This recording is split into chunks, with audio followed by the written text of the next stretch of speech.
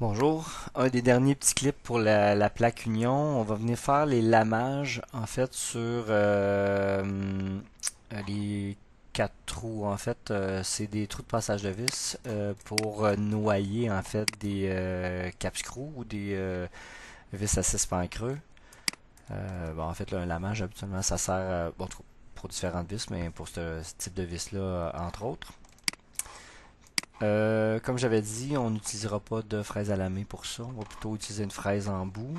La fraise en bout qu'on va utiliser, c'est une fraise en bout d'un quart, 3 huitièmes de pouce d'après moi, c'est un petit peu...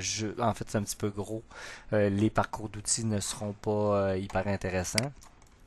Puis en utilisant une fraise euh, d'un quart de pouce, ça me permet plus de possibilités là, que je vais montrer là, les différentes variantes dans la stratégie.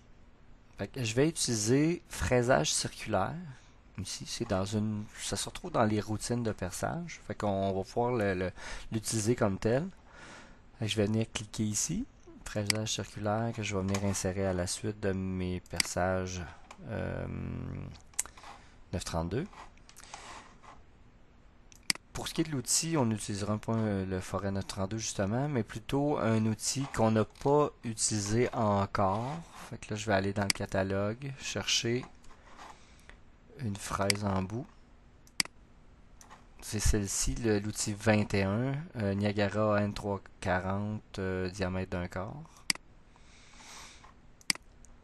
Ok. Puis là, je vais venir sélectionner. Un petit peu comme je l'ai fait, là, je pense que je vais faire deux stratégies, là, mais on pourrait le faire avec le jump, c'est correct aussi. Fait que je viens sélectionner la surface. Je viens sélectionner... ouais. Ça fait... Je vais faire ça de même. Ça de même. Okay, fait que j'ai deux trous sélectionnés. On vient sélectionner le fond. Ok. Fait que là, j'ai un trou de diamètre 437,5. Si je me trompe pas, c'est bien ça. Exactement. Une profondeur de 281. On va vérifier la profondeur. Puis souvent, faudrait que je valide là. Mais souvent, il y a des standards au niveau de ça. Ok, fait que là, je suis pas vraiment sûr au niveau de ça ici. Mais bon, il faudrait valider. Ok. Dégagement. 100 millièmes. Approche 100 millièmes. Il y a deux façons de faire ce fraisage circulaire-là. Hélicoïdal ou standard. Fait que ici, standard est possible parce qu'en fait, mon outil est plus petit que le trou au centre. Vous allez comprendre. Fait que je vais faire standard pour vous montrer les variantes. OK. La seule chose qu'il faut se rappeler au niveau des fraisages circulaires, c'est que notre machine n'est pas compatible. En fait, il n'y a pas de sortie de syntaxe de cycle possible. Fait qu'il faut absolument décocher ça. Sinon, ça donne vraiment une bizarrerie, là. Faut vraiment décocher ça, sinon ça fonctionne pas. Fait que là, en fait, ça va être des parcours d'outils, ok, qui vont être générés. Prise de passe. Fait que j'ai la distance entre les passes. Moi, en fait, je vais faire un nombre de passes, une, une passe radiale, si on veut. Ça, c'est comme radial. Puis axial, je vais y aller en... Je vois-tu en profondeur de coupe maxi? Moi, je l'aurais... En tout cas, il y a différentes façons de faire, là, mais je pense que je vais faire en deux passes. On va regarder ce que ça donne. Fait que vous voyez, si je fais un play de ça... Ok. J'ai peut-être pas le... J'ai bien le bon outil. Ah, ok, c'est ça ici. Fait que c'est l'approche. Ici, c'est vraiment pas compatible parce qu'en fait, le rayon est beaucoup trop grand ici. 140 millièmes avec ce qu'on a comme espace. Donc là, je vais changer ça. Je vais mettre ça à 50. On va l'essayer. Mon retrait ici. Même chose. pense que je suis obligé de venir dans chacune. Ça, c'est plate parce que je peux pas copier. Là, ça dépend. Entre niveaux... Ouais, sur un niveau, j'aurais pas eu de besoin finalement, mais entre niveaux est nécessaire parce que je vais faire 2 niveaux axial. Si on fait un play de ça, diamètre de...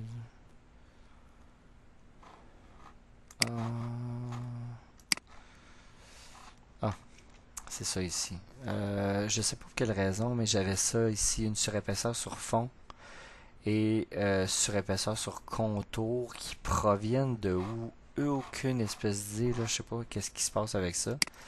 Je vais enlever la surépaisseur sur fond et sur contour, puis là, ça va, déjà, là, ça va régler le problème. Et voilà. Donc, on voit quel genre de stratégie qui va se passer. En fait, mon outil va rentrer au centre. En fait, c'est ce qui est bien parce que mon trou est de 280, ma fraise fait 250. Puis ensuite, on va venir faire... Là, vous voyez tout à l'heure, j'ai réduit le rayon, mais on aurait pu augmenter ce fameux rayon-là. Là. On essaie du 100, je peux peut-être exagérer. Mais... 100, puis je vais revenir ici, mon approche. Et retrait. Au niveau de l'approche globale, c'est comme c'est le premier. Ok, fait que là je vais faire vitesse rapide jusqu'au plan d'1 pouce. Puis mon retrait global, je vais retourner à 100 millièmes parce qu'en fait, je viens faire la même chose de l'autre côté. Vitesse rapide, on regarde ce que ça donne. Alors, vous voyez là, le rayon maximum, c'est 93 millièmes, fait qu'il a été rapetissé ou annulé. Oups, ça fonctionne pas du tout, je vais changer ce rayon-là.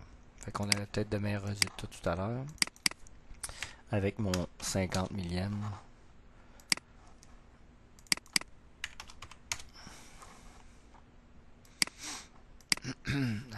Entre niveaux. Excusez.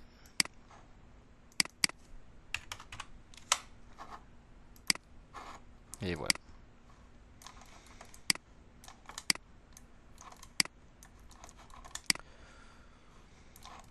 C'est vrai que tout à l'heure, j'aurais pu mettre une profondeur de coupe maxi. J'ai pas pensé, en fait, ce qui serait l'idéal ici, à place d'un nombre de niveaux, profondeur de coupe maxi, écrire 125 millièmes.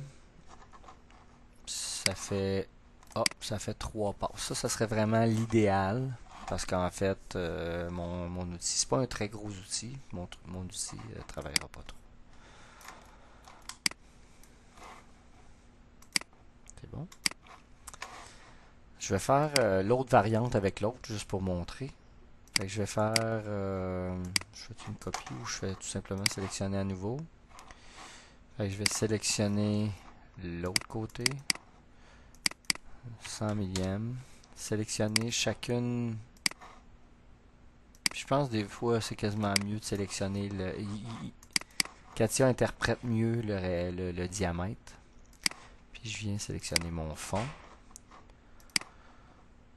L'autre façon de faire, c'est hélicoïdal. La seule chose qu'il faut que je fasse au niveau du hélicoïdal, c'est que je donne un angle. Moi, 5 degrés, ça me va. Je pourrais faire plusieurs passes radiales aussi, mais je vais en faire juste une. Puis vous voyez ici, il va falloir que je vienne modifier. Fait que vous voyez ici, il va faire radialement, puis fait un tour complet à la toute fin. Ok. Je vais venir au niveau de mes macros, je vais venir voir ce qui se passe. Oh, curieusement, j'ai 125. Fait que je vais mettre 50 millièmes fonctionnait. C'est plutôt pour au retrait, là, dans le fond. Puis j'en ai pas besoin de plus parce qu'il n'y a pas plusieurs niveaux dans ce cas-ci. Si je fais un play de ça, vous voyez, j'ai un petit rayon de 50, un autre petit rayon de 50 à la fin. Parfait. L'approche globale, par contre, ne commence. Je proviens pas du 1 pouce, mais plutôt du 100 millième. Mais je vais faire un retrait global à 1 pouce.